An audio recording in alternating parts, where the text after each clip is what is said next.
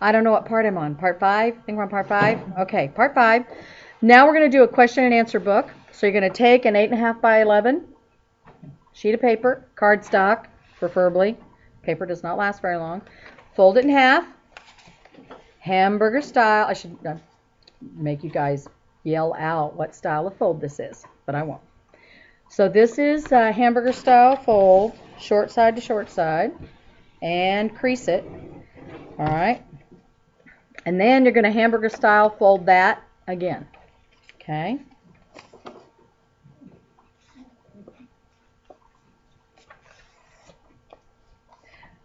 Again, I'm using Dinah Zyke's Big Book of Books. I highly recommend you get it if it's still in print.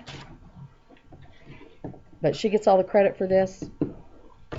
I'm just here showing friends. So you're going to take this now and you're going to cut. I love this book. You're going to cut just up 1/4 of your mountain peaks. See, I've got 4 mountain peaks. I only need one of them. I'm going to cut this one here. Okay.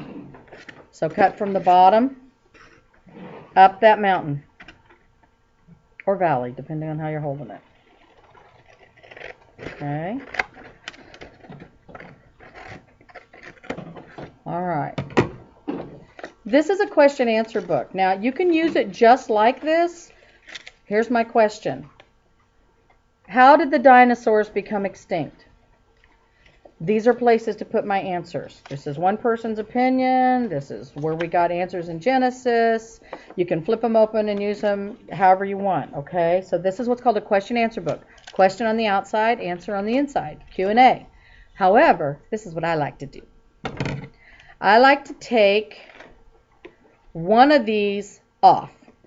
So I went ahead and took one of these off. Now I can also use this to cut one of these quarters off, okay? So now I have 3/4 of the page left, and I can manipulate it in a lot more ways. I can make it so this is my flap. I can make it so this is my flap, okay? You can make it open like a book. I can make it so this is my flap.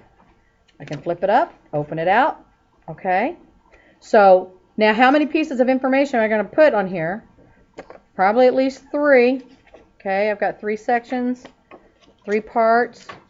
Okay, so let's say I teach water cycle. Okay, so what is the cycle of water? Okay, it's a liquid, it's a gas, it's a solid when it's ice, right? Okay, so there are 3 parts to that I would put into that question answer book. Make sense? Okay, glue her down.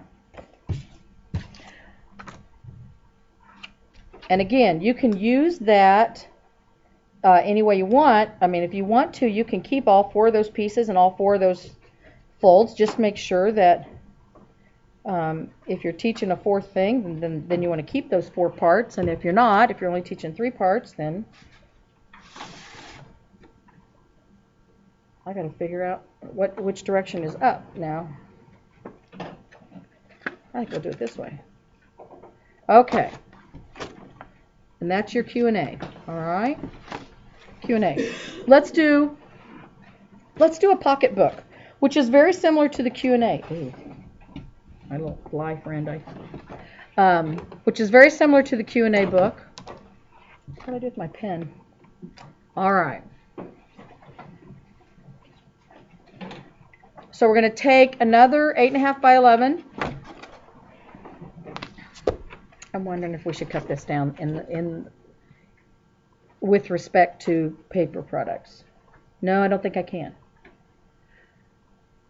Okay, this one we're going to fold hamburger style. Okay.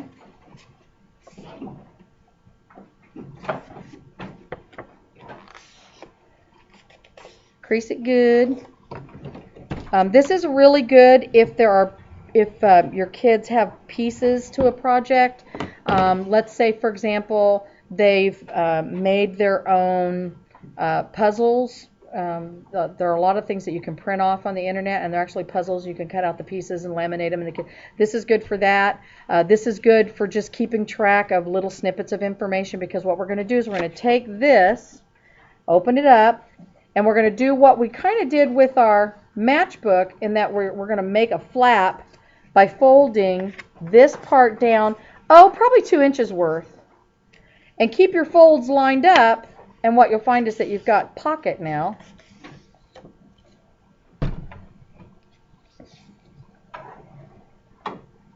You've got 2 pockets, 2 separate pockets. Okay? This is a pocket book. All right? You can put several of these together if you want to, and put them together here in the middle with glue. You can do, trying to think how we've used this particular book in the past. This is not one of my favorites, so I haven't used this one as often, but it is a good place to put little pieces of other things. So if you've got a child that is wanting to keep track of any little thing, little messages, or you could put a note in daily for your child before school starts or before they eat breakfast, or this is the kind of project that you could actually make and send to somebody as well. Little glitter, confetti type things if you wanted to for birthdays and whatnot. So this is one of those projects that the kids can do and they can make themselves. And let me reiterate that. I'm showing you how to do it so you can show them how to do it. Okay? So these are your pockets. And all you have to do is tape or glue. I'm a poet. All you have to do is tape or glue those pocket sides. Get those flaps pressed down. Okay? This one can only go in the back, though. Yes, it's a good size. It will need to go in a big flap. Yep. In the project that you're putting together here,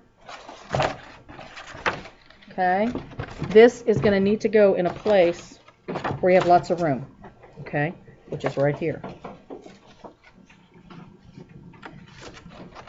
Like that. Okay, so that's where we're going to put that one. All right, so there we've done 2. So we'll go on to the next now in just a second here.